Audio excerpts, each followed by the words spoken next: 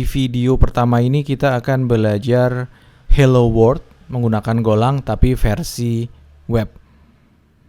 Ini materi sudah bukan Golang basic lagi. Jadi kalau kamu belum tahu Golang, seperti apa Golang itu, gimana cara menggunakan Golang, kamu bisa belajar terlebih dahulu melalui kelas gratis yang sudah saya buat, judulnya Golang Fundamental. Ada lebih dari 40 video, sekitar 50-an video, ini membahas fundamental atau basic dari Golang. Jadi saya sarankan untuk belajar Golang fundamental di kelas ini dulu, gratis, bisa diikutin. Kemudian kalau sudah, kamu baru bisa ikut di fundamental Golang web yang ini. Oke, langsung aja kita buat sebuah folder baru untuk menampung file-file untuk project kita. Saya buat namanya adalah Golang Web. Kemudian kita masuk ke foldernya, dan karena kita menggunakan Go modul untuk menginitiate projectnya, kita gunakan perintah seperti ini, go mod init, kemudian nama projectnya apa. Nama project biasanya saya samakan dengan nama folder, jadi nama projectnya kita kasih nama Golang Web juga. Init. Kalau kita cek, di situ sudah ada sebuah file baru dengan nama go mod yang dibuat ketika kita menjalankan perintah ini. Oke, jadi mari kita buka di code editor kesayangan kita. Di sini saya menggunakan Visual Studio Code. Oke, kemudian kita buat sebuah file baru dengan nama main.go. Nah, seperti biasa, package-nya kita kasih nama main, kemudian kita buat sebuah function dengan nama main juga. Oke, nah di sini gimana bedanya? Kalau Hello World biasa kan kita cukup gunakan fmt.println seperti ini misalnya. Kemudian halo dunia. Oke, ya. Ini adalah Hello World versi command line. Jadi kalau kita balik ke terminal, kita jalankan go run main.go, dia akan mencetak halo dunia seperti ini. Tapi kali ini di kelas ini karena kita belajarnya adalah fundamental dari web menggunakan Golang atau Golang Web. Jadi kita ingin hello world-nya nanti di sini. Misal kita localhost 8080 seperti ini, kalau kita tekan enter, dia akan mencetak tulisan hello world. Caranya gimana? Mari kita belajar bareng-bareng. Yang ini kita hapus. Oke. Jadi di web itu, di Golang, kita butuh membuat yang namanya sebuah routing, yaitu untuk mengarahkan ketika kita mengakses sebuah URL. Misalkan bisa jadi seperti itu atau bisa jadi seperti ini satu. Ini kan namanya routing.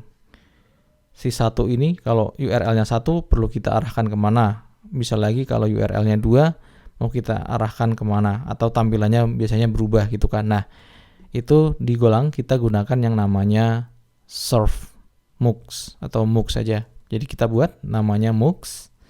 Kita dapatkan dari mana? Kita dapatkan dari package HTTP, nama fungsinya adalah new serve MOOCs ini. Nah, seperti ini. Oke. Kemudian di sini kita atur ketika kita mengakses MOOCs.handleFunc yang kita panggil. Dia parameter pertama adalah sebuah string. Bisa teman-teman lihat pattern string, kemudian yang kedua adalah handler function. Oke, kita perhatikan dulu yang bagian pertama, pattern. Jadi patternnya adalah kita ingin hello.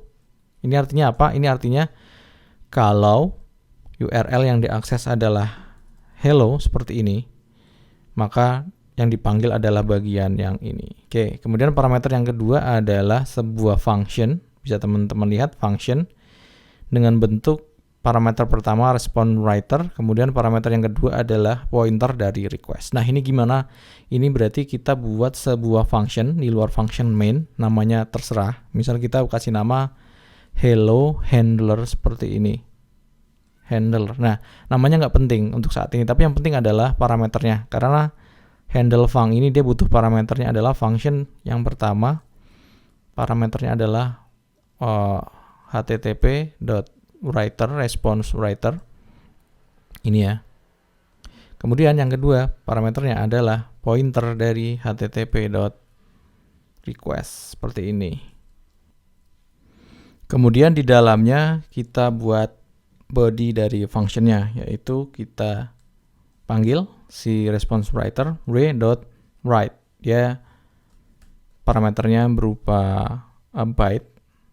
Jadi array of byte, terus kita masukkan stringnya hello world.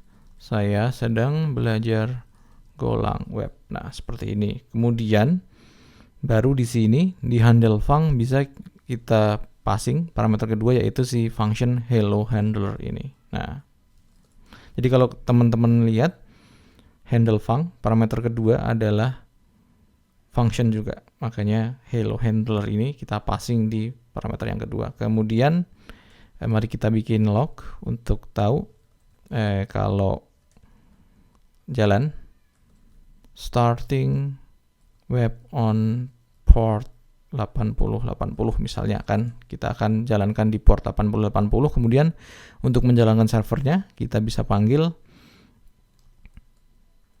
http.listen_and_serve. Parameter pertama adalah string berupa port, bentuknya harus diawali tanda titik 2.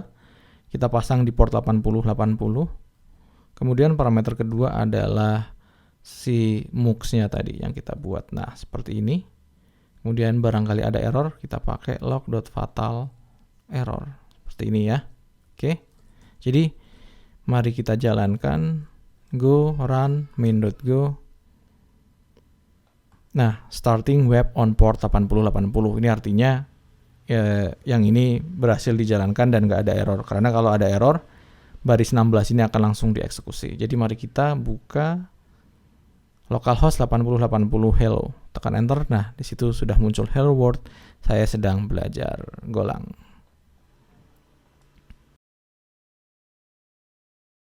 Karena root yang kita bikin tadi cuma satu, yaitu hello seperti ini. Kalau kita akses yang lain, misal Mario, maka dia akan mengembalikan 404 page not found. Artinya kita tidak punya routing untuk Mario. Jadi kalau kita mau, ya kita harus bikin. Misal di sini kita bikin Mario, kemudian namanya adalah Mario Handler seperti ini. Jadi kita bikin yang baru lagi. Kita bisa kopas dari function sebelumnya, namanya kita ganti, kemudian isinya kita ubah juga. Mario from Nintendo seperti ini. Oke. Terus kita balik ke terminal, kita matikan dulu servernya dengan cara pencet Ctrl+C. Kemudian kita jalankan lagi. Kita balik ke web. Kali ini kita coba akses Mario lagi. Nah, dia sudah akan berhasil. Mario from Nintendo. Kalau kita balik ke hello, dia akan muncul. Jadi sekarang kita sudah punya 2 buah routing sesuai yang sudah kita daftarkan di sini, dan definisinya ada di 2 function ini. Terus gimana kalau kita ingin membuat sebuah halaman root seperti ini? Jadi tanpa ada embel-embel apa-apa, misalnya agungsetiawan.com, langsung muncul halaman homepage. Caranya adalah ya berarti kita daftarkan sebuah handler dengan patternnya seperti ini aja. Misalkan kita kasih nama home handler seperti ini. Home handler isinya welcome to home. Jangan lupa matikan servernya dulu, kita jalankan servernya lagi, kemudian balik ke terminal, refresh. Nah, sekarang kita sudah punya routing. Biasanya orang nyebutnya kalau yang seperti ini itu adalah root seperti ini, root ya, akar. Oke, nah saat kita menggunakan root seperti ini artinya semua request yang tidak ada di sini akan dianggap seperti ini. Mari kita coba. Hello, dia masih bekerja. Mario masih bekerja sebagaimana mestinya. Terus kalau kita ketikkan Zelda di sini, harusnya kan 404 ya kan, karena kita tidak mendaftarkan root pattern Zelda di sini. Tapi kalau kita enter Zelda ini, kita enter, nah yang muncul adalah welcome to home. Ini kenapa? Ini karena kalau bentuknya seperti ini hanya slash, dia memang untuk halaman depan, untuk root, untuk akar, tetapi pattern-pattern yang lain yang tidak terdaftar di sini akan otomatis lari ke sini. Jadi kita bisa ketik apapun di sini. PlayStation.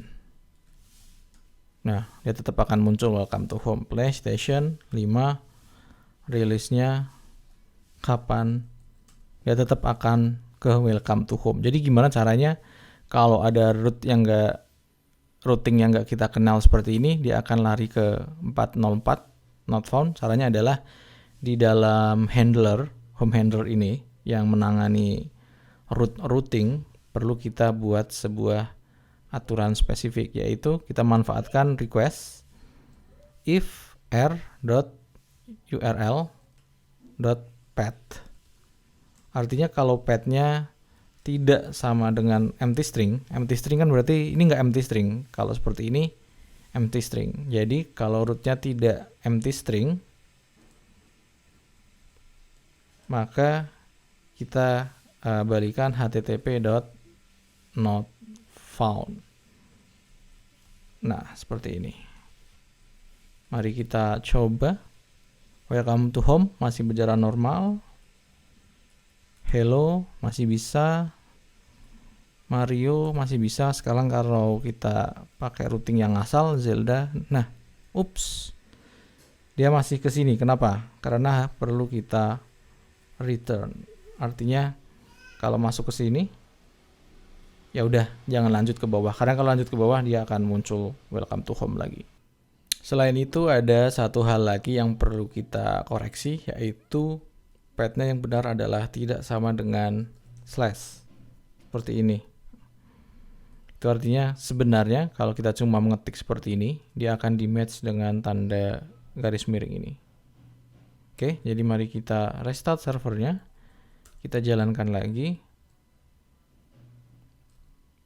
Kita cek terlebih dahulu home masih benar. Bagaimana dengan Mario? Mario benar. Hello pasti benar juga. Nah, sekarang kita Zelda. Nah, dia lari ke page 404 not found. Artinya dia sebenarnya masuk ke sini, tapi karena path-nya bukan tanda garis miring, maka dia masuk ke sini not found dan di return. Oke. Jadi mari, kalau penasaran bisa kita buktikan di sini. Kita kasih log.println r.url.path. Sebenarnya dia path-nya larinya kemana sih? Ini kan. Oke. Kita restart server lagi, kita jalankan lagi. Kemudian kita ke web. Kita tekan enter atau di refresh, kita lihat di situ. Nah, ketika kita akses Zelda, si r.url.path ini dia akan bernilai Zelda. Dan karena garis miring Zelda tidak sama dengan garis miring aja, maka dia lari ke sini. Sedangkan kalau kita larinya cuma seperti ini, dia akan dianggap sebagai garis miring. Nah, kan. Karena garis miring apakah tidak sama dengan garis miring? Enggak, maka di ini enggak ada diskusi, dia mencetak yang ini. Seperti itu ya. Dan di sini kita juga belajar bagaimana cara menggunakan objek R ini, HTTP request. Karena dari tadi yang kita pakai adalah selalu si W ini, response writer. Kita lanjut lagi belajarnya. Untuk yang ini adalah sebuah materi tambahan, boleh saya bilang seperti itu, untuk tambahan pengetahuan. Jadi selain membuat function handler dengan dua parameter yang spesifik seperti ini, kita bisa lagi mendaftarkan sebuah handler di dalam handle func dengan dua buah cara lagi. Yang pertama yaitu kita buat sebuah namanya closure, yaitu function yang disimpan di sebuah variabel. Tapi untuk membuatnya kita harus di dalam function main. Jadi misal kita nama adalah about handler, nah func seperti ini. Parameternya ya harus sama persis, respon http response writer. Kemudian yang kedua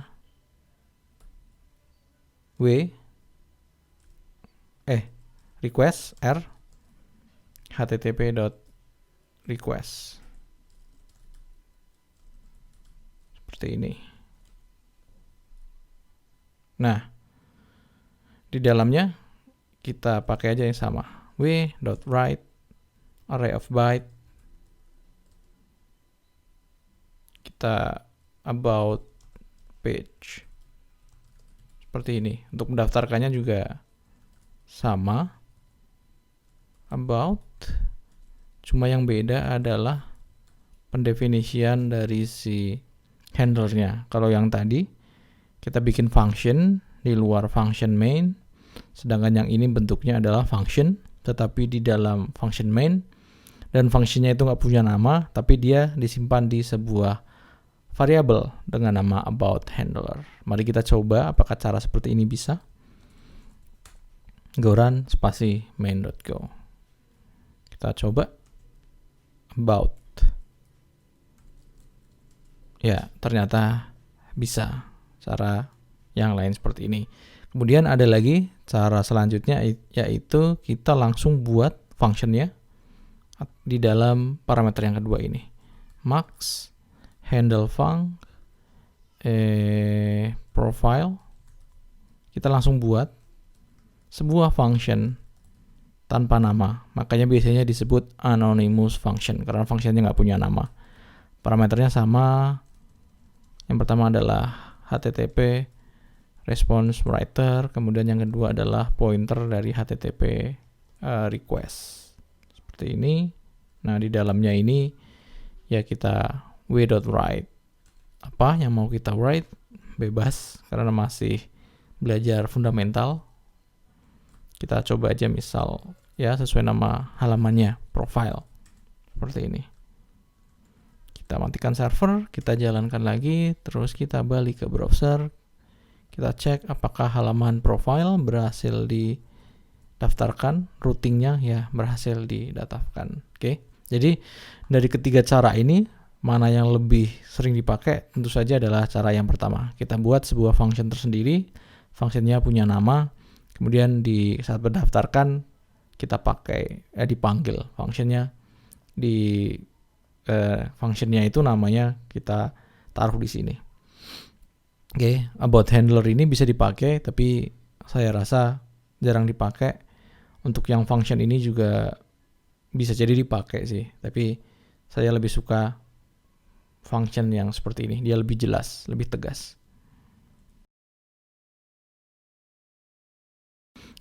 Kalau kamu perhatikan saat kita berkunjung ke suatu situs atau menggunakan sebuah aplikasi web, kita biasanya akan melihat bentuk seperti ini, menggunakan tanda tanya ID 1. Ini artinya adalah saat kita mengakses halaman atau routing produk, kita bisa mendapatkan nilai dari variabel ID, yaitu 1. Ini biasanya artinya adalah kita melihat produk yang ID-nya 1.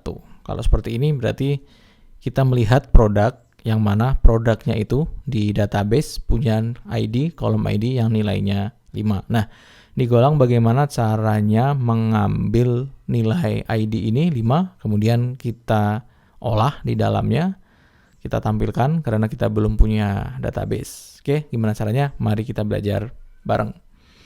Kita balik ke kode kita, ini kita hapus saja karena kita nggak akan pakai yang about handler. Yang anonymous function untuk handle juga nggak akan kita pakai. Jadi mari kita buat sebuah handler baru dengan nama, kita misal kasih nama product handler. Di dalamnya untuk saat ini kita bikin seperti ini aja, product page. Jadi mari kita daftarkan. Dia patternnya adalah product, handlernya product handler. Jalankan server. Kalau kita akses tentu dia masih generic, hanya product page ingetnya. Kalau 5 nanti berarti product page titik 2 5. Kalau 3 ya product page titik 2 3. Artinya apa? Artinya adalah isinya yang ada di halaman ini itu dinamis, menyesuaikan dengan nilai yang ada di parameter ID ini. Caranya gimana? Caranya mari kita ubah yang ada di sini. Oke, kita dapatkan ID-nya gimana? Caranya ID-nya adalah menggunakan r.url.query, kemudian kita panggil get. Nah, get-nya ini namanya apa? Namanya adalah ID. Seperti ini. Kan? Jadi pakai r.url.query.get ID. ID ini harus sama dengan variabel yang ada di sini. Query string ini namanya. Setelah tanda tanya. ID 3. Oke. Nah, kemudian cara cetaknya gimana? Kita sudah dapat ID. Dia masih string, bisa kamu lihat. Semua query string yang diterima adalah string, walaupun 3 ini adalah angka. Jadi perlu kita ubah, perlu kita lakukan validasi apakah nilainya kurang dari 1 atau enggak. Kalau nilainya kurang dari 1 itu kan berarti invalid. Ataupun angkanya ngaco, misal seperti ini. Si user dia masukkan ngaco. Jadi perlu kita validasi. Caranya kita bisa pakai strconf.a2i.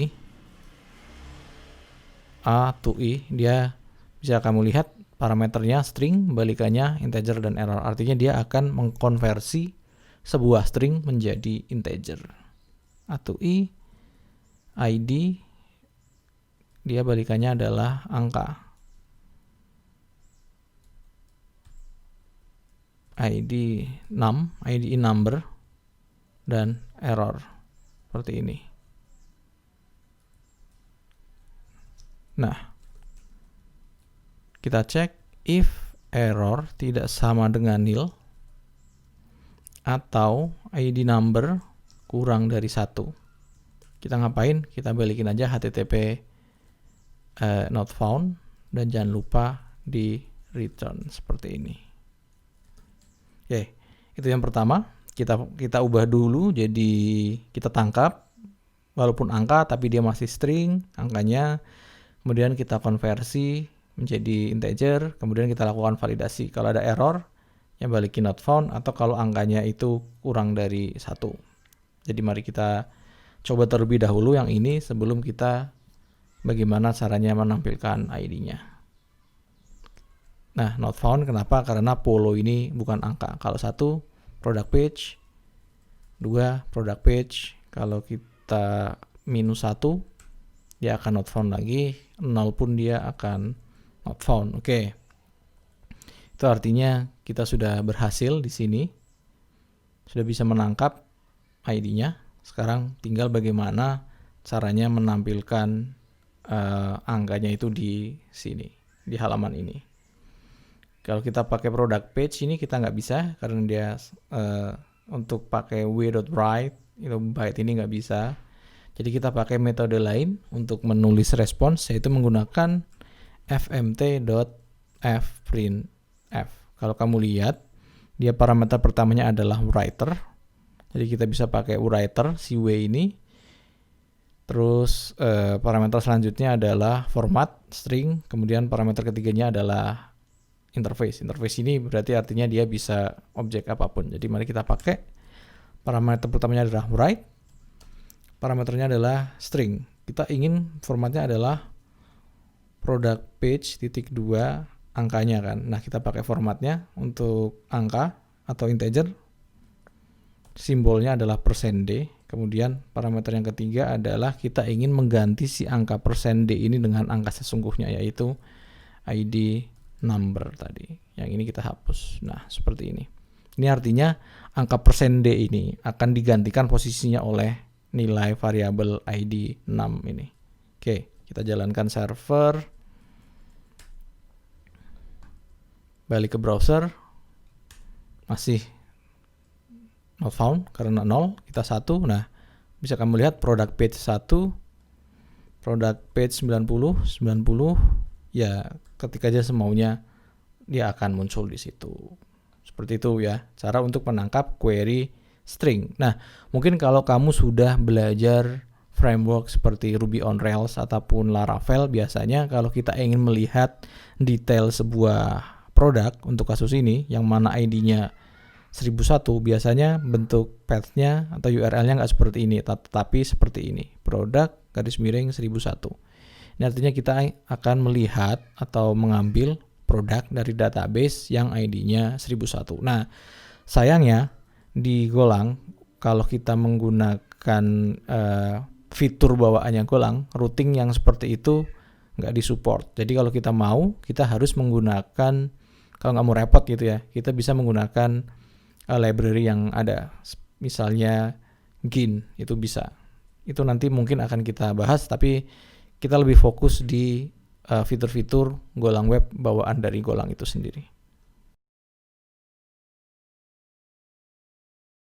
Jauh ini kita sudah punya 4 buah routing, artinya kita punya juga 4 buah handler. Nah, sampai saat ini kita selalu membuat handler jadi satu dengan package main, maksudnya jadi satu dengan function main. Jadi nanti kalau kita punya sebuah routing, punya 10 buah routing atau punya 50 buah routing, maka kita akan punya 100 atau 50 atau berapapun function handler di sini. Nah, itu akan menjadikan file ini sangat besar. Jadi ada baiknya mumpung masih dikit, kita bikin package terpisah untuk handler ini. Jadi kita buat sebuah folder baru dengan nama handler.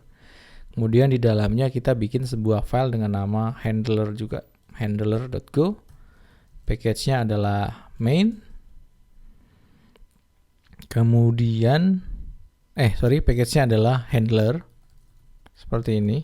Nah, terus mari kita pindahkan satu persatu yang ada di sini. Nggak satu persatu sih, langsung aja semua. Untuk semua handler kita cut dan kita paste di sini. Nah, seperti ini. Oke, masih banyak error karena belum diimport. Kalau pakai VS Code tinggal kita save, otomatis diimport. Dan di sini ini banyak banyak package yang nggak kepake. Kalau kita save, otomatis akan hilang. Ini masih error, nanti kita tanganin. Nah, karena handler ini kita taruh di package handler, itu artinya kita ingin supaya bisa diakses dari package yang lain. Untuk kasus ini supaya bisa diakses dari package main. Itu berarti perlu kita jadikan public atau bisa diakses dari package lain. Caranya gimana? Ini kita jadikan semua kapital seperti ini. Ini ada di pembahasan di fundamental Golang. Jadi kalau kamu masih belum tahu, itu artinya kamu masih saya sarankan untuk melihat video Golang fundamental yang ini. Kita balik lagi ke Golang Web. Ini kita ubah jadi semua jadi kapital seperti ini, diawalin huruf kapital. Kalau sudah, itu artinya kita bisa mengimport package handler ini di dalam package main. Kemudian kita bisa panggil home handler, hello handler, Mario handler, ataupun handle lainnya. Jadi mari kita import, namanya adalah handler seperti ini. Nah, tapi jangan lupa karena kita pakai Go modul, jadi harus selalu diawali dengan nama modul kita, yaitu Golang Web. Namanya di mana? Nama modulnya bisa kita lihat di Go mod ini. Nih, nama modulnya Golang Web. Jadi kita awali dengan Golang Web /handler. Nah, yang ini kita ganti jadi handler.home handler. Yang ini juga sama, handler.hello handler, handler.mario handler, dan yang terakhir product handler ya, handler.product handler. Nah, seperti ini. Bisa kamu lihat sekarang jadi lebih bersih di file main Go, dan handlernya terkumpul jadi satu di handler.go. Mari kita coba tes apakah masih berhasil. Kita jalankan server go run main.go. Kita akses produk, ya itu masih bisa. Kita akses root, masih bisa juga dong. Mario masih bisa, hello masih bisa juga. Artinya secara fungsionalitas tidak ada perbedaan, tetapi secara struktur kode ini memudahkan bagi kita, bagi teman kita sesama developer untuk ngoding di project ini. Nah, mungkin kamu juga bertanya, itu nanti kalau kita punya 50 handler sama aja dong Mas, akan ada 50 handler di sini. Ya, bisa juga, atau bisa juga kamu kelompok-kelompokkan lagi menjadi package-package yang lain, kan bisa aja. Handler tapi untuk produk. Kita bikin package sendiri. Bisa juga nanti ada handler khusus untuk artikel misalnya. Kalau kita bikin blog berarti kan ada artikel, ada kategori, atau kalau kita bikin e-commerce ada produk, ada kategori, ada user. Itu bisa kita pecah-pecah ke package-package masing-masing sih. Itu sebenarnya terserah kita, karena di Golang nggak ada struktur yang paten yang kayak di framework Laravel atau di Ruby on Rails. Jadi ya sesuai kebutuhan kita.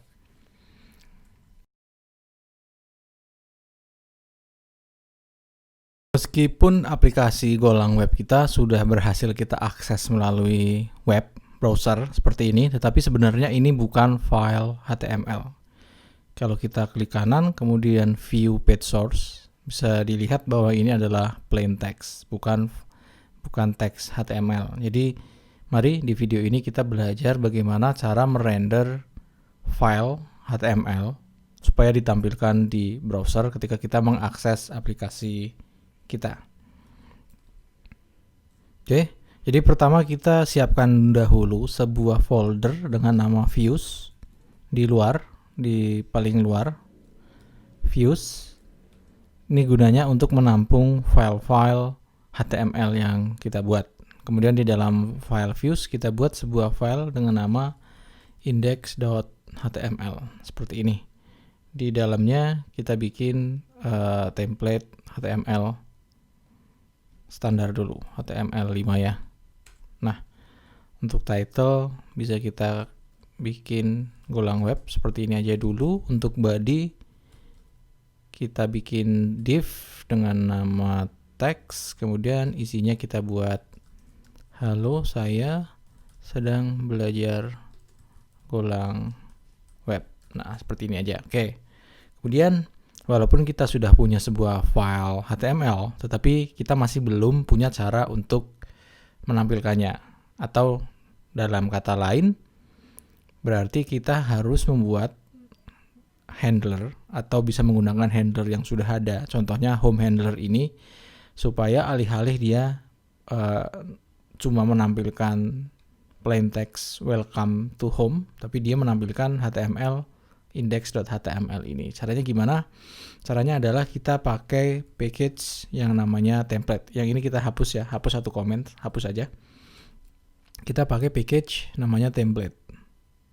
Nah, ini dia otomatis akan diimport text template. Bukan yang text, maaf. Kita pakai yang ini. Langsung aja deh biar nggak bingung. Template.parse. Salah lagi.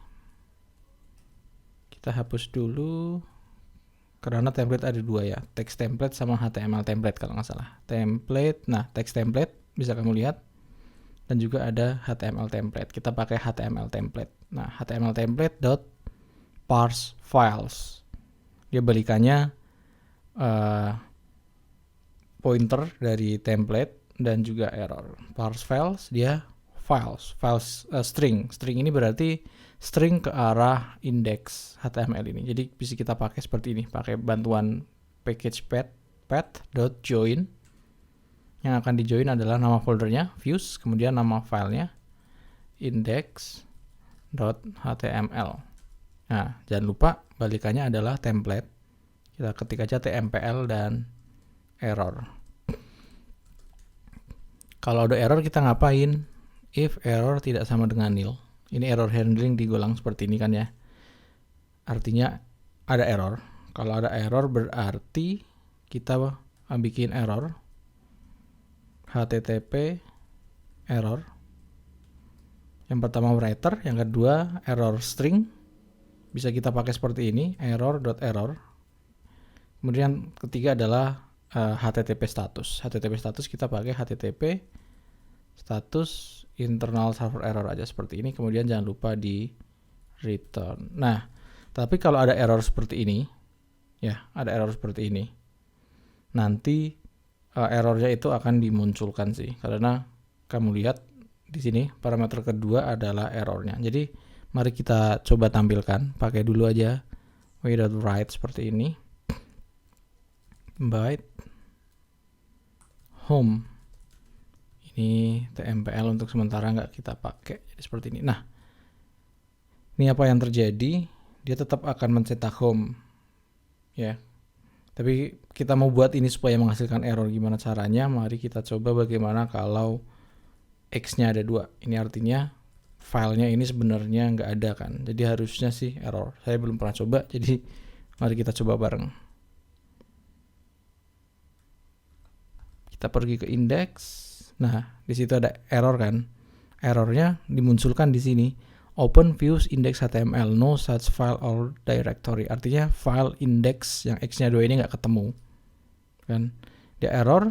Kemudian errornya ditampilkan di sini. Nah, ini kan nggak bagus gitu ya buat pengguna aplikasi kita. Karena pengguna aplikasi kita harusnya kalau error ya errornya yang generik, bukan yang spesifik untuk developer seperti ini. Jadi caranya ya, tapi di sisi lain kita tetap sebagai developer tetap perlu tahu sebenarnya errornya itu apa gitu. Jadi untuk developer kita errornya pakai log error seperti ini. Kemudian untuk yang error message-nya kita bikin aja sendiri, custom, khusus untuk si user. Misal terjadi kesalahan atau apa, kita bikin aja error is happening, keep calm. Nah, gini aja. Kalau kita coba lagi, jalankan, kemudian kita execute lagi. Nah, sekarang errornya user friendly, error is happening, keep calm. Sedangkan untuk developer dia bisa lihat di lognya. Nah, errornya adalah ini. Oke, seperti itu. Terus, udah seperti itu. Selanjutnya kita coba tampilkan file indexnya. Kan tadi udah di load ini, tapi belum kita tampilkan. Caranya adalah kita gunakan objek TMPL. Balikan dari template.parseFiles, kita pakai caranya adalah tmpl.execute. Parameter yang pertama adalah writer. Bisa kamu lihat writer, berarti kita gunakan W. Untuk data interface kita kosongkan terlebih dahulu, nil seperti ini. Nah, balikannya execute apa? Balikannya adalah error. Kita cek apakah ada kesalahan. Kita gunakan kode yang sama, yang ini. If error tidak sama dengan nil, ya kita tampilkan lagi. Error is happening, keep calm. Oke, seperti itu. Udah. Kalau udah, sebenarnya udah. Kita bisa matikan server, kemudian kita jalankan lagi. Lalu kita cek ke browser. Nah, sekarang sudah muncul. Halo, saya sedang belajar Golang Web. Itu berasal dari file HTML yang ini. Kalau kamu nggak percaya ini HTML atau bukan, bisa kamu klik kanan, view page source. Nah, dia memang file HTML. Oke. Kalau kamu masih belum percaya lagi ini file HTML atau bukan, kita bisa bikin CSS di sini. Style. Untuk teks, kita kasih warna, color, blue. Ada nggak blue-nya yang bagus apa ya? Kita pakai yang lain coba. Aqua. Nah, seperti ini. Kita matikan, kita jalankan lagi. Kita refresh. Nah, warnanya sekarang sudah berubah jadi biru. Itu artinya kita memang berhasil meload file HTML ke dalam Golang, ke dalam root kita. Oke. Untuk video selanjutnya, kita akan belajar bagaimana untuk menampilkan sebuah data dinamis ke dalam file HTML. Pada sebuah aplikasi web yang dinamis, data-data yang ditampilkan di HTML biasanya kita dapatkan dari backend, atau dalam kasus kita berarti dari Golang. Di sini di handler home handler. Di sini ada sebuah proses di mana akhirnya kita mendapatkan sebuah data, misal data sebuah produk atau data apapun itu, kemudian kita melalui suatu cara bisa kita tampilkan di file index.html ini. Nah, itu yang akan kita pelajari di video ini. Karena kita belum atau tidak membahas database di video ini, jadi kita pakai data statik aja. Misal data, kita akan buat sebuah data. Nah, datanya itu bentuknya map, di mana dia terdiri dari key dan value. Key-nya itu nanti yang akan kita reference di file index. Jadi mari kita buat sebuah data baru, tipenya map, key-nya tipe datanya string, kemudian untuk value-nya dia tipe datanya adalah bebas. String bisa, integer bisa. Nah, tapi kalau seperti itu, maka semua tipe datanya harus sama untuk value-nya. Jadi misal seperti ini, kita buat string. Dan nah, ini berarti untuk key-nya, misal title-nya kita bikin learning Golang web. Kemudian untuk value-nya, ini key untuk value-nya ini. Kemudian untuk key selanjutnya, misal content. Nah, value-nya ini harus juga string. Kenapa? Karena di awal sudah kita definisikan bahwa data ini merupakan map yang key-nya string dan value-nya string juga. Nah, bagaimana kalau kita ingin string tetapi kontennya atau bagian yang lainnya angka seperti ini misal? Dia nggak bisa. Nah, kalau mau seperti itu berarti tipe value-nya adalah sebuah interface kosong seperti ini. Nah, maka dia akan bisa tipe apapun, nggak hanya string, nggak hanya angka, tapi bisa campuran. Untuk konten, tapi kali ini kita bikin string aja. Konten I'm learning Golang web.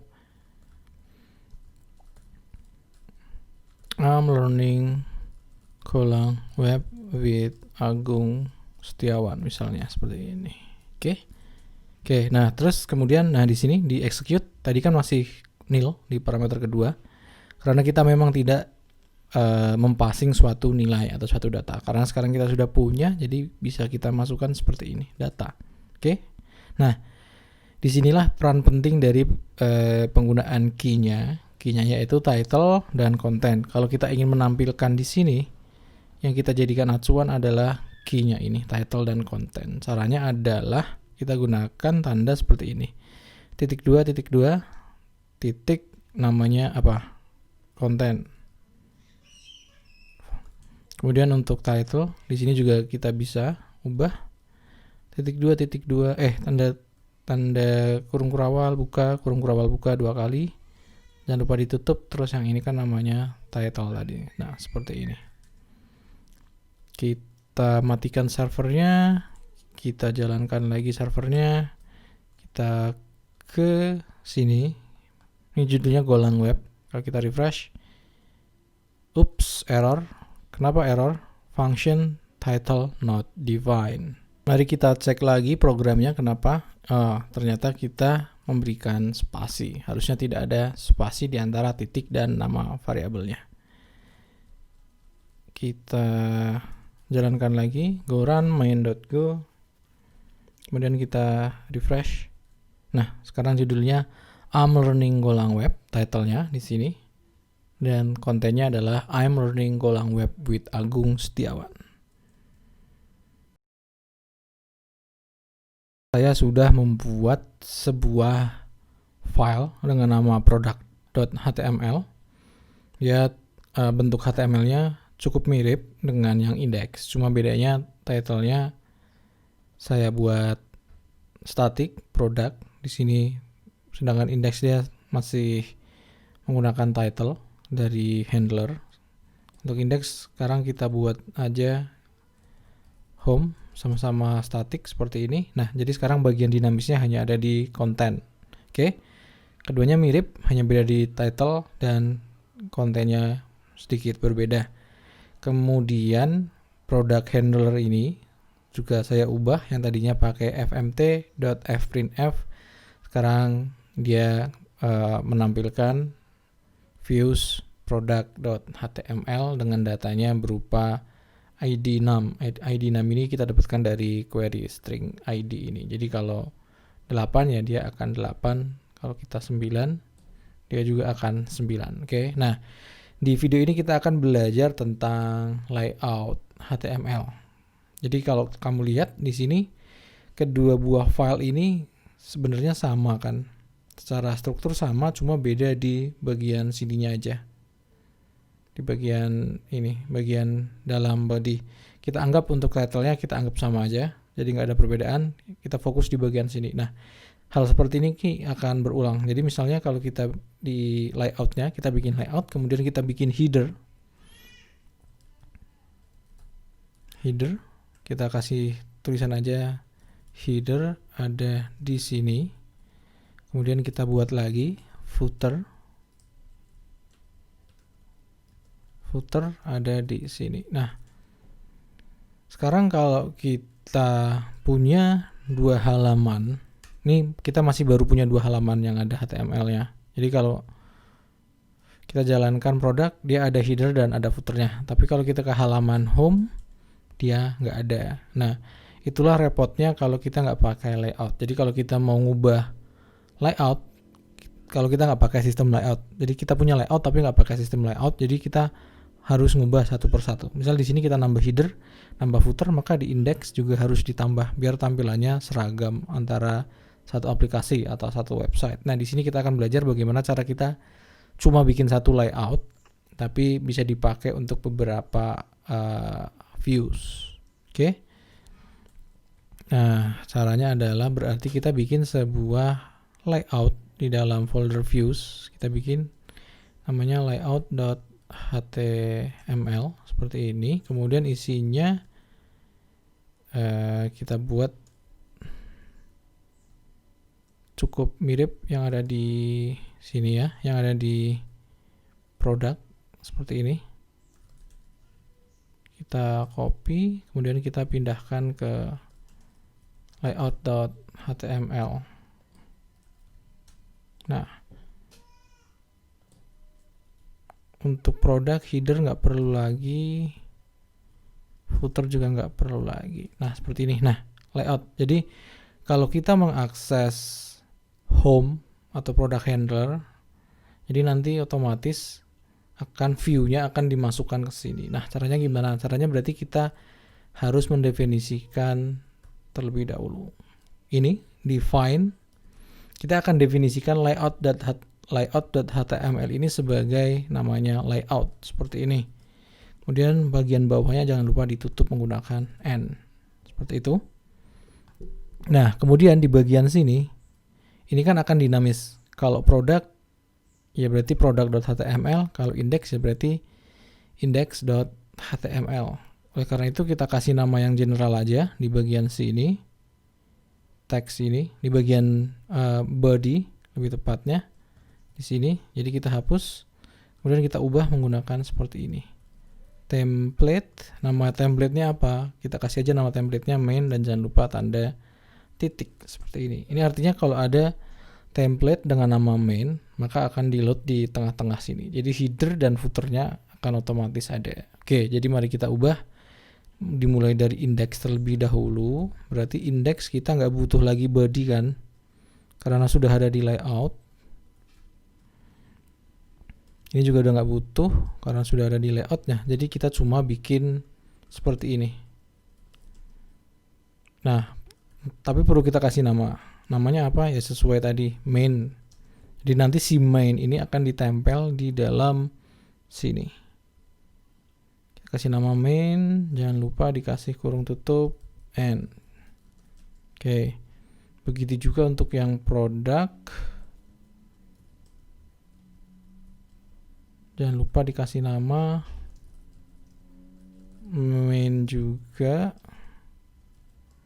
Kemudian dikasih n seperti ini. Oke. Ada satu lagi yang mungkin agak aneh, yaitu karena kita view produk ini mau ditampilkan di dalam layout dengan nama layout, jadi perlu kita panggil juga seperti ini, template layout. Gitu juga untuk index juga kita tambahkan template layout. Oke, seperti itu. Kemudian bagaimana cara kita untuk meraciknya atau menggabungkan kalau kita ngeload produk. dia juga akan ngeload layout, kemudian keduanya digabungkan. Nah, caranya adalah kita panggil juga layoutnya di sini. Jadi kita pertama manggil produk dulu, kemudian di belakang produk kita bikin baru lagi path path.join views dan namanya adalah layout.html seperti ini. Terus untuk home handler juga sama, kita tambahkan path join views untuk layout.html seperti ini. Sekarang mari kita coba apakah berhasil atau masih ada error. Kita cek bersama. Go spasi run spasi main.go. Kita lari ke browser. Kita refresh. Nah, benar. Header ada di sini, footer ada di sini. Ini sekarang halaman home sudah seperti ini. Kemudian kalau kita ke produk, nah, kenapa masih kosong di situ? Ada errornya atau enggak? Enggak ada. Kita coba cek ada apa salahnya di produk. Seharusnya tidak ada yang salah. Jadi mari kita coba restart server. Solusi dari segala masalah di restart servernya. Kemudian kita coba lagi home, benar, layoutnya kepake. Kita coba produk ID 1. Nah, udah muncul sekarang. Bisa kamu lihat header dan footer ini sekarang hanya ada di layout. Jadi kalau kita akan melakukan redesign layout, dia akan otomatis ke-apply di semua halaman. Jadi misal footernya kita ubah, footer updated to 2020 edition seperti ini. Kita matikan servernya, jalankan lagi. Sekarang kalau kita ke home page, nah footer-footernya udah yang baru. Untuk produk harusnya udah otomatis ya, dia otomatis keganti lagi. Jadi nggak perlu manual ubah satu persatu layoutnya karena kita sudah menggunakan sistem layouting. Sekarang kita kembali ke perihal bagaimana mempassing suatu data dari Golang ke file HTML melalui tmpl.execute. Jadi apa yang sudah kita pelajari adalah kita mempassing suatu data yang bentuknya map seperti ini. Tipe datanya map, key-nya string dan value-nya tipe data apapun yang disupport oleh Golang. Nah, sekarang bagaimana kalau kita punya sebuah struktur data dalam bentuk struct, lalu kita ingin passing ke sebuah HTML file atau HTML template. Nah, caranya gimana? Caranya mari kita siapkan terlebih dahulu sebuah folder untuk menampung file-file Golang yang ada di package entity. Kita namakan saja foldernya entity, kemudian di dalamnya kita buat sebuah file namanya product.go. Package-nya berarti entity. Terus kita buat sebuah struct dengan nama product. Ini adalah untuk menampung sebuah atau untuk mewakili sebuah data yang namanya produk atau mewakili sebuah data tipe produk. Jadi misal dia punya ID, tipe datanya integer, kemudian punya nama, tipe datanya string, punya harga, tipe datanya integer, dan terakhir dia punya stok. Stoknya ada berapa barang, itu integer. Kita buat sederhana aja, oke? Jadi kita buat entity baru dengan nama produk. Ini untuk mewakili produk yang ada di dunia nyata. Dia punya 4 buah property dan kita masukkan ke package entity biar terpisah, biar coding kita rapi. Nah, sekarang di home handler ini kita ingin menampilkan sebuah data produk. Oke, jadi kita buat sebuah data baru. Yang ini kita komen atau hapus, terserah. Kita buat data yang isinya adalah sebuah data mewakili produk. Dia ID-nya kita kasih nama ID 1, name-nya misal Mobilio. Ini produknya adalah mobil. Untuk price kita kasih 220 juta, kemudian stoknya kita kasih 3 aja. Nah, seperti ini. Oke.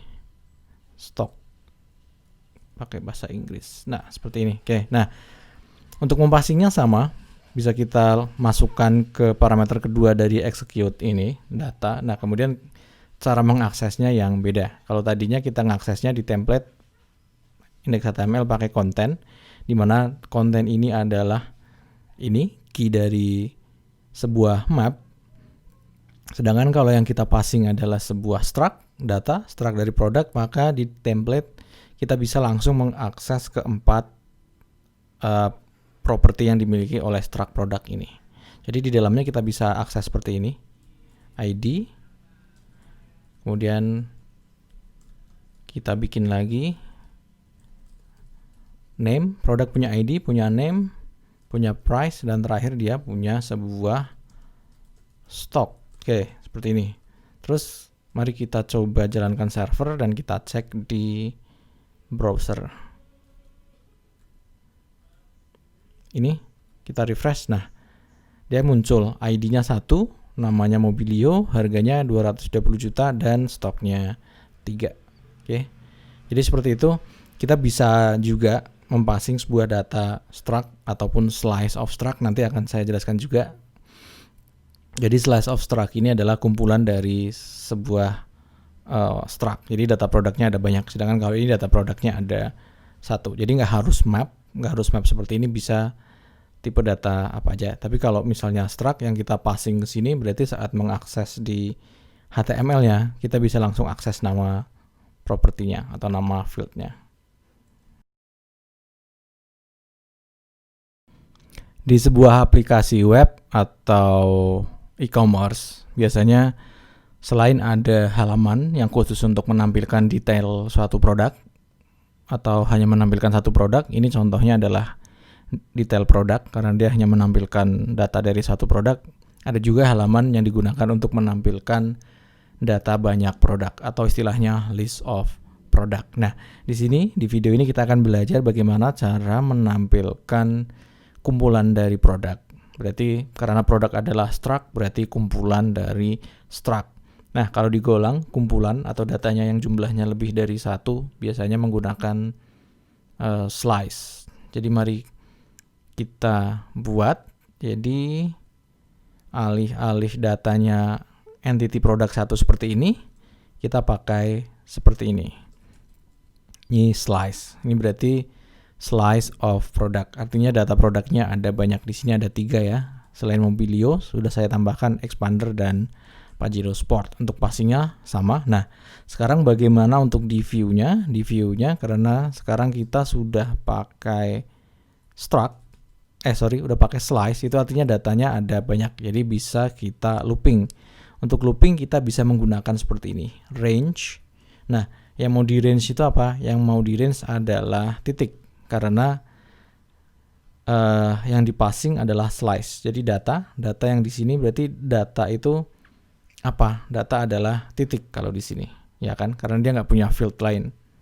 Kecuali kayak yang tadi, struct dari produk dia punya ID, maka titik.id. Tapi karena ini slice, ya jadi langsung aja titik. Range titik, ini artinya kita melakukan iterasi atau perulangan terhadap struct ini. Jadi saat putaran pertama kita akan dapat Mobilio, kedua Expander dan Pajero Sport. Jadi mari kita coba bentuknya seperti ini, range. Jangan lupa diakhiri dengan N juga. Nah, di dalam sini kita bisa mendapatkan data satu persatu dari tiap data produk. Misalnya kalau kita mau tampilkan name, titik name seperti ini. Jadi mari kita coba jalankan di browser, matikan servernya, kemudian nyalakan lagi, kemudian pindah ke browser. Kalau kita refresh, nah bisa teman-teman lihat kita sudah dapat data 3 mobil tadi, Mobilio, Expander, dan Pajero Sport. Jadi seperti itu cara untuk melakukan looping. Jadi bisa juga kalau menampilkan properti yang lain atau field yang lain ya tambahin aja name, price seperti ini. Kalau kita coba lagi, Kemudian kita refresh. Nah, dia sudah muncul harga di sampingnya. Oke, seperti itu ya. Kita gunakan range. Range bentuknya sedikit agak beda dengan range yang ada di Golang sisi backend-nya. Nah, kemudian kita bisa juga menggunakan sebuah ekspresi. Misalnya kita ingin tahu nih, kalau stok dari sebuah mobil itu kurang dari 3, maka akan muncul tulisan stok hampir habis, seperti itu. Jadi bisa kita tambahkan seperti ini. Kita gunakan ekspresi lagi. If kurang dari itu less than, berarti LT stok 3. Ini artinya cara bacanya adalah jika stok kurang dari 3. Jangan lupa ditutup N. Kemudian apa informasi yang ingin ditampilkan? Misal stok hampir habis, seperti ini. Berarti karena stok yang lain kurang dari 3, ini 2, 1, berarti Expander dan Pajero Sport harusnya nanti akan muncul informasi stok hampir habis, sedangkan untuk yang Mobilio dia tidak akan muncul karena stoknya masih 3. Jadi mari kita coba buktikan. Kita buka browser, jangan lupa di restart terlebih dahulu servernya, kemudian kita refresh. Nah, untuk Expander dan Pajero Sport benar dia muncul informasi stok hampir habis, sedangkan untuk Mobilio tidak. Kenapa? Karena stoknya dia masih 3 di sini. Ya. Jadi seperti itu, kita bisa menggunakan berbagai ekspresi atau sebutannya action yang ada yang tersedia di template di Golang. Sisanya selain range dan if less than bisa kamu cari di Google.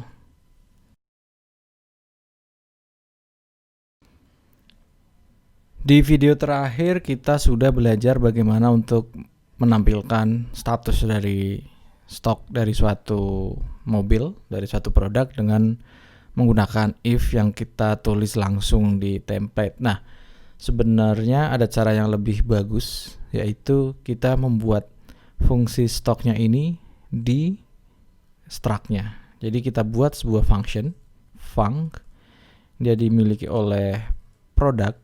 Jadi function ini untuk produk, namanya adalah misal stock status. Dia balikannya sebuah string. Nah, di sini kita bikin aturan if p.stock jika stoknya kurang dari 3 seperti ini, maka status kita bikin var status string. Nah, jika stoknya kurang dari 3, maka statusnya adalah status sama dengan stok hampir habis. Oke, ini aturan yang pertama. Kemudian else if kalau stoknya kurang dari 10, statusnya sama dengan stok terbatas. Kemudian selain itu nggak perlu dimunculkan apa-apa. Jadi kalau stoknya 11, ya udah nggak perlu dikasih status. Terus di sini kita return status seperti ini. Nah, ini artinya berarti ketiganya ini, yang ini akan menampilkan kurang dari 3 kan? Kurang dari 3 berarti yang kedua ini akan menampilkan stok hampir habis, sedangkan yang Mobilio kurang dari 10 berarti stok terbatas. Nah, sekarang kita update stoknya. Untuk Mobilio kita biarkan 3, untuk Expander kita bikin 8 biar kurang dari 10. Kemudian untuk yang Pajero kita bikin 1.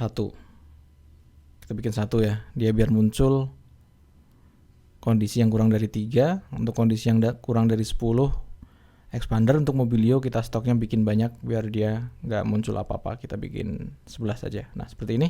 Nah, kemudian cara memanggilnya gimana? Untuk yang stok ini, stok status, kita bisa memanggilnya di sini. Jadi yang tadinya kita pakai if bisa kita hapus dan kita gantikan seperti ini. Titik, ini kan artinya titik berarti produk. Produk nama functionnya adalah stock status. Berarti bisa kita panggil titik stock status seperti ini. Mari kita coba jalankan servernya. Kemudian balik ke browser, refresh apa yang terjadi. Nah, di sini Mobilio dia stoknya nggak ada apa-apa. karena masih banyak, sedangkan untuk expander stoknya terbatas karena udah kurang dari 10. Untuk Pajero karena kurang dari 3, maka yang muncul adalah stok hampir habis.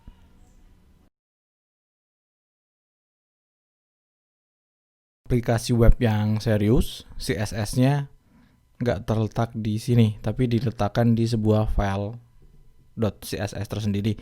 Contohnya di sini di belakang layar saya sudah menyiapkan sebuah folder dengan nama assets. Kemudian di dalamnya saya buat sebuah file CSS dengan nama style.css. Dan kemudian di situ saya buat beberapa rule CSS sederhana. Ada header dan box with shadow. Kemudian yang teks ini saya pindahkan ke dalam style. Nah, seperti ini.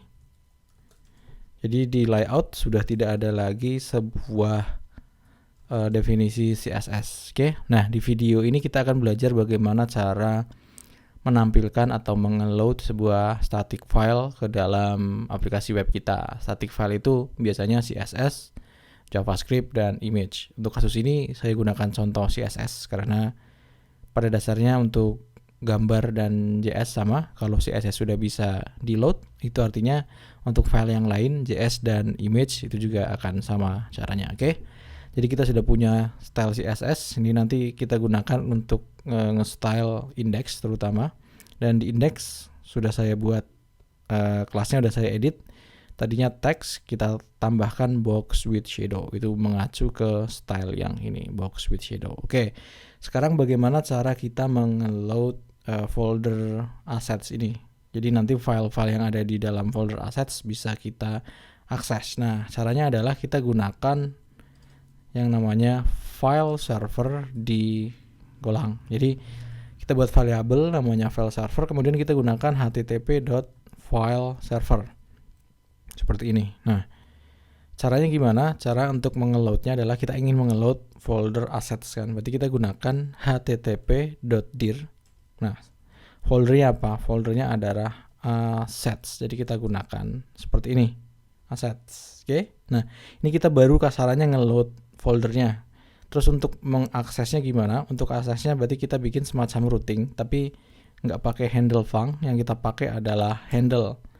Kemudian patternnya gimana? Kita patternnya ingin static seperti ini. Jangan lupa bagian belakang tambahkan tanda garis miring. Ini artinya kalau ada root static belakangnya apapun itu akan lari ke sini. Kalau static gini doang, nanti kalau belakangnya beda dia nggak akan dikenali. Jadi seperti ini. Ini artinya kalau belakangnya apa, dia tetap akan lari ke sini. Oke, static seperti ini. Nah, ini diarahkan kemana? Diarahkan ke file server seperti ini. Nah, tapi ini belum selesai.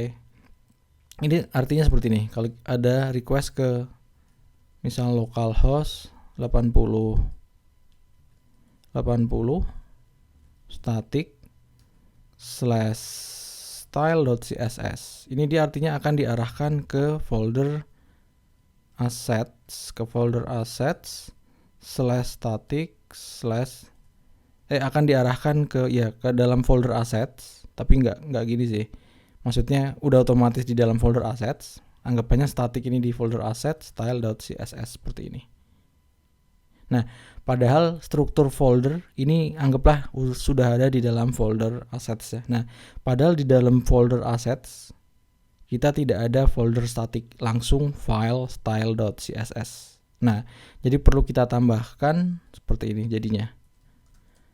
http.strip prefix, yang ingin di strip adalah static, kemudian yang tadi dimasukkan file server.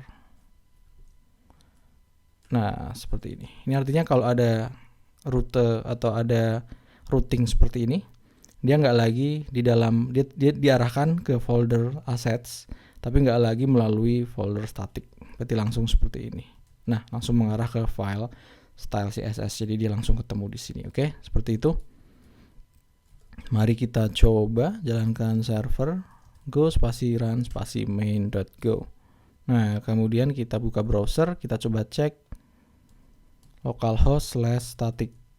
Nah, bisa teman-teman lihat di sini sudah muncul style.css kalau kita klik. Nah, style static style.css sudah bisa kita dapatkan. Itu artinya kita bisa mengeload CSS ini dari aplikasi kita, terutama dari layout dengan cara seperti ini. Kita gunakan link CSS. Nah, ngarahnya kemana? Ya berarti kan ngarahnya ke static/style CSS kan, ke sini. Oke. Ini masih, nah tuh teman-teman lihat dia sudah ngefek seperti ini.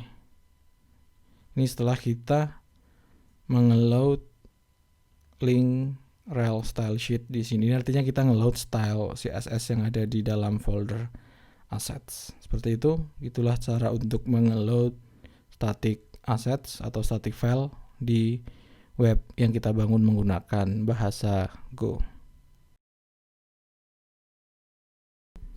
Pada sebuah aplikasi web, selain kita bisa mendapatkan suatu data, misalnya di sini kita mengakses localhost 8080 atau routing ke root, kita mendapatkan data 3 produk mobil, Mobilio, Expander, dan Pajero Sport. Nah, idealnya kita punya suatu halaman yang digunakan oleh admin untuk menginput data produk yang ada. Jadi data Mobilio ini bisa masuk ke sistem melalui sebuah cara atau ada mekanismenya. Nah, itu kalau di web itu berarti kita melakukan sebuah POST, POST artinya kita mengirim data ke server, sedangkan kalau GET kita mendapatkan data dari server.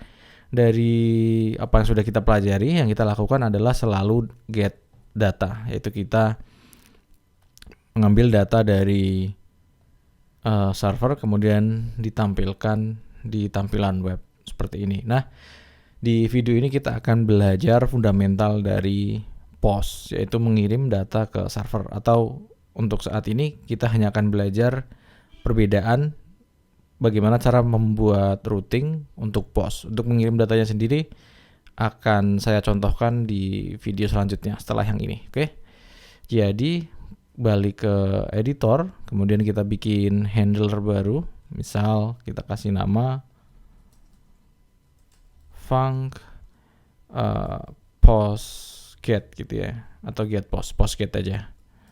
Jangan lupa parameter utama adalah writer, http.response writer, kemudian yang kedua adalah request, dia bentuknya pointer,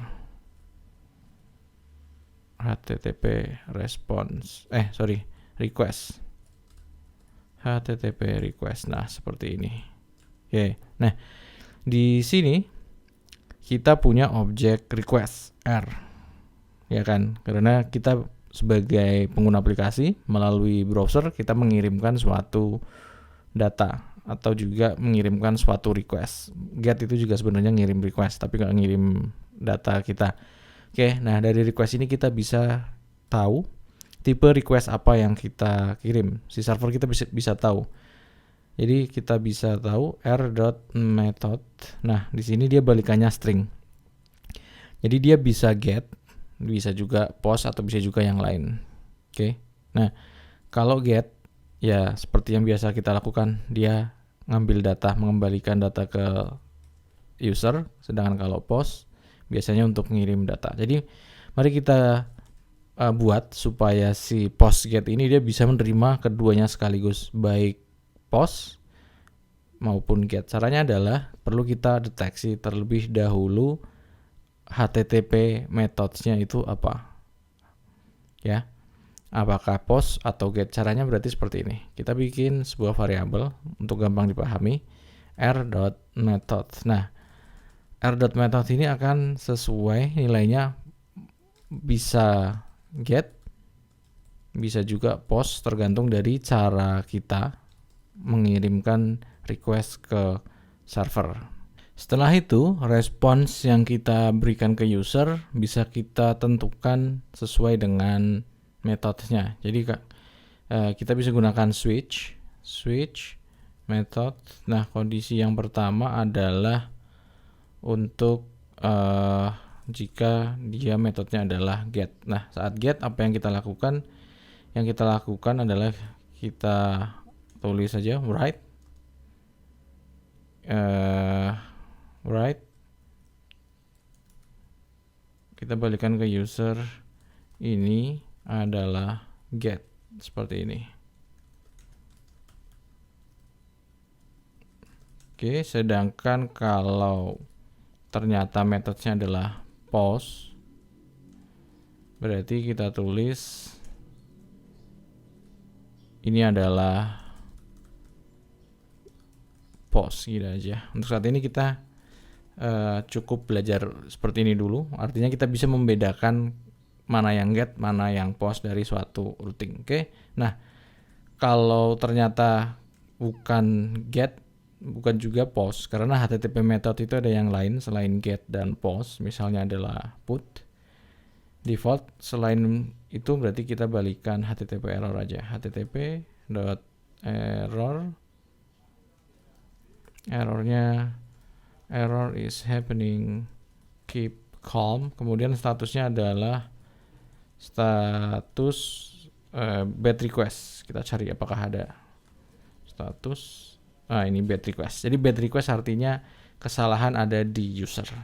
Misalnya dia ngirim put seperti ini, ngirim put, dia nggak support karena yang disupport cuma get dan post. Kemudian kita daftarkan rootnya, kita kasih get post get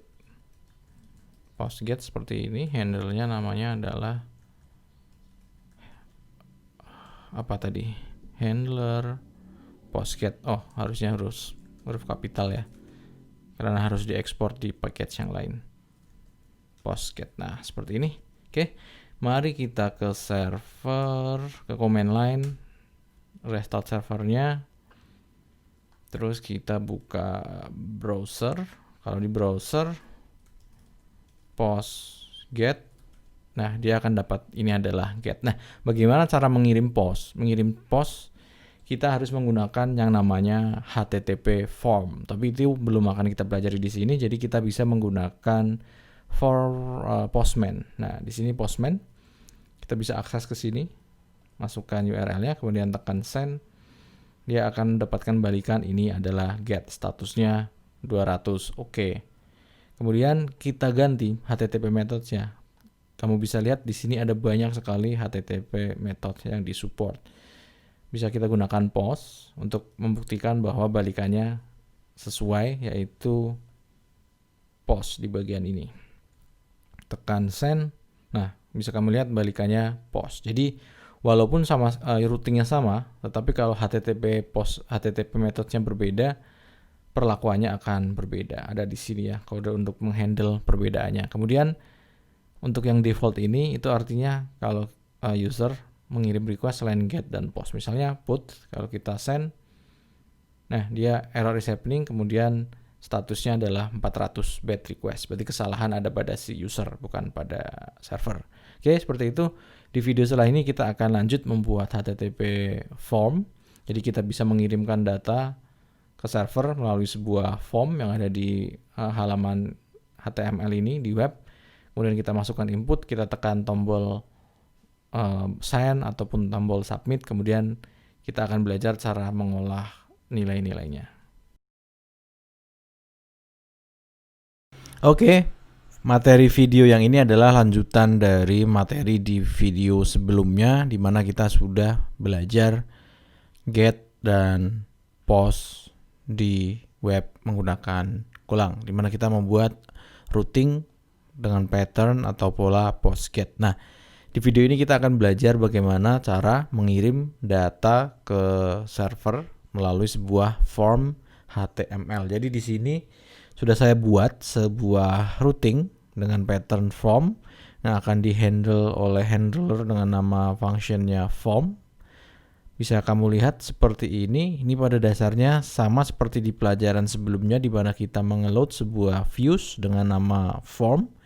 Jadi jangan lupa buat sebuah views baru dengan nama form, kemudian load juga layoutnya karena kita masih akan menggunakan layout yang sama.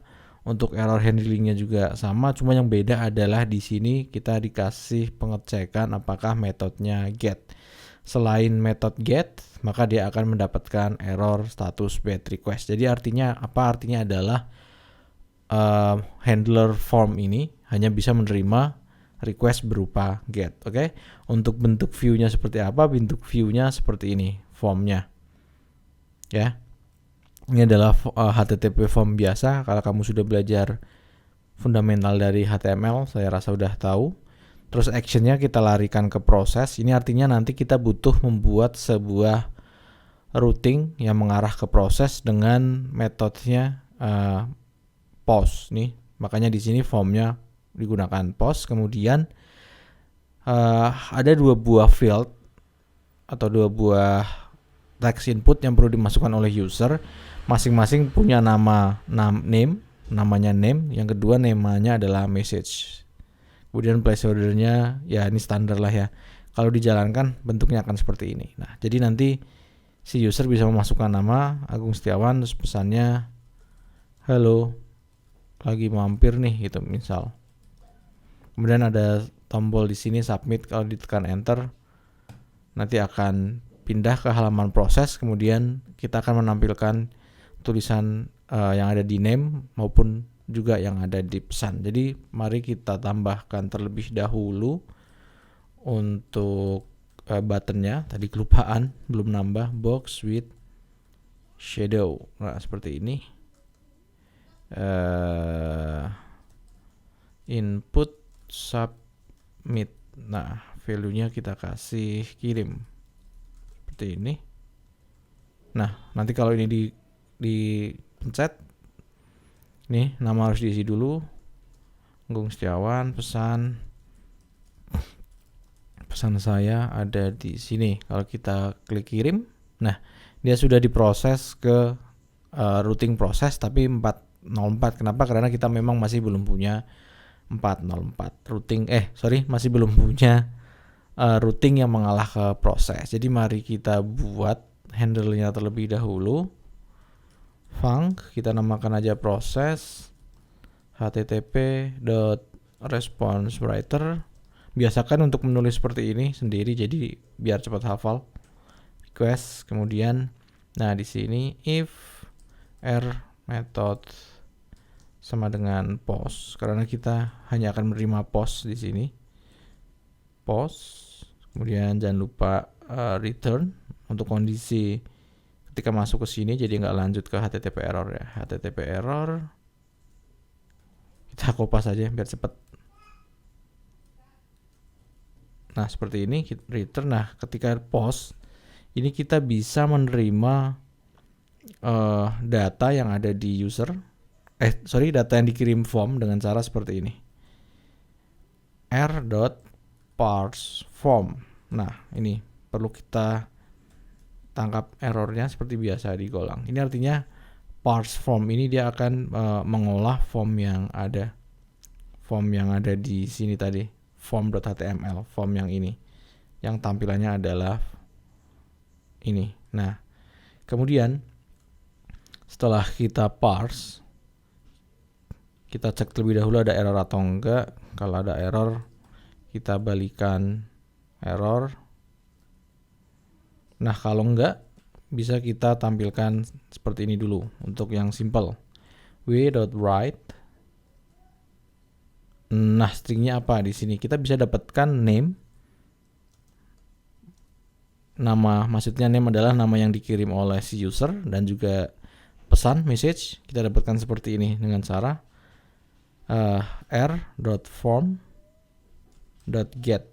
Nah kemudian namanya apa? Namanya adalah name. Kemudian yang kedua message kan tadi, message, maka ini adalah namanya message seperti ini. Write bisa kita ketik di sini name. Untuk yang message karena belum dipakai, kita komen aja terlebih dahulu. Nah seperti ini. Jadi harapannya adalah ketika user memasukkan namanya, kemudian dipencet submit buttonnya, maka namanya dia yang akan muncul. Mari kita coba. Ini Agung Setiawan, kirim. Nah, masih error. Kenapa? karena belum kita daftarkan routingnya. Jadi mari kita daftarkan terlebih dahulu. Routingnya mengarah ke proses, handlernya adalah proses. Nah, seperti ini.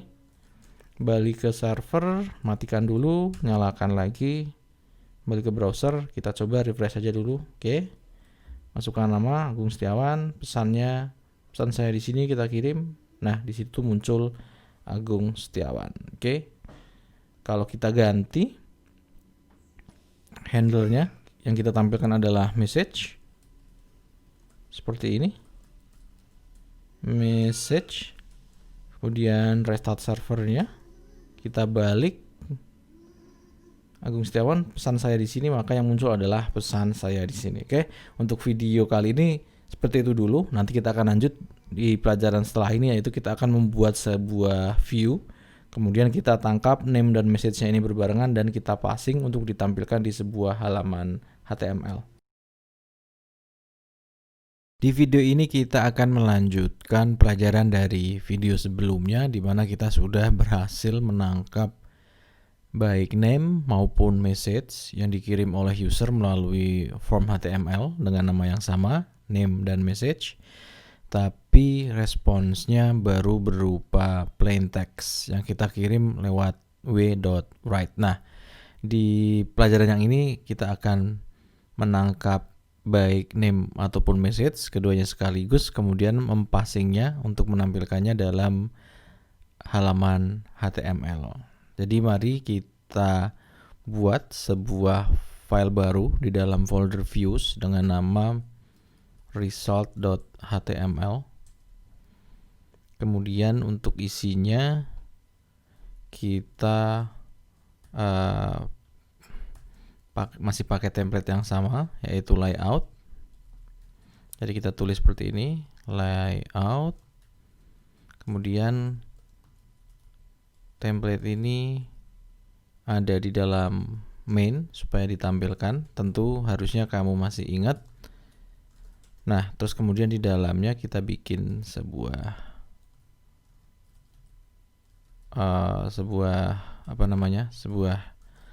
kode HTML yang akan kita pakai.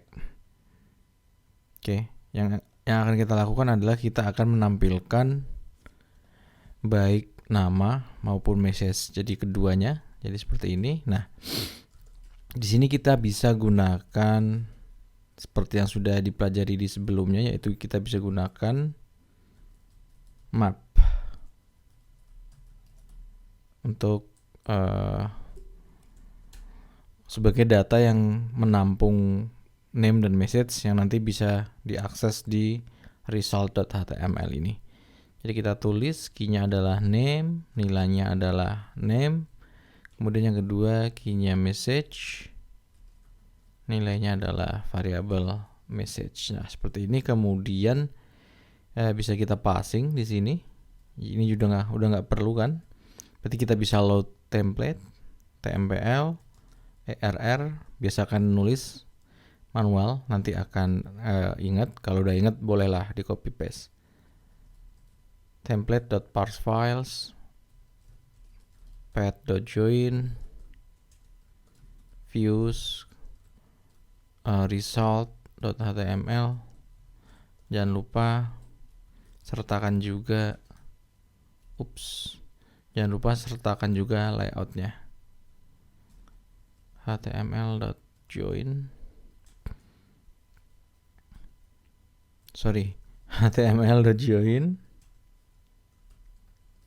views, kemudian layout.html. Nah, seperti ini. Bukan html.join, path.join. Nah, seperti ini. tmpl, kemudian ya bisa kita kopas kalau udah hafal gitu ya. Kalau belum sambil latihan. Kemudian ini namanya tmpl. Oke, seperti itu. Terus bisa kita passing datanya menggunakan execute.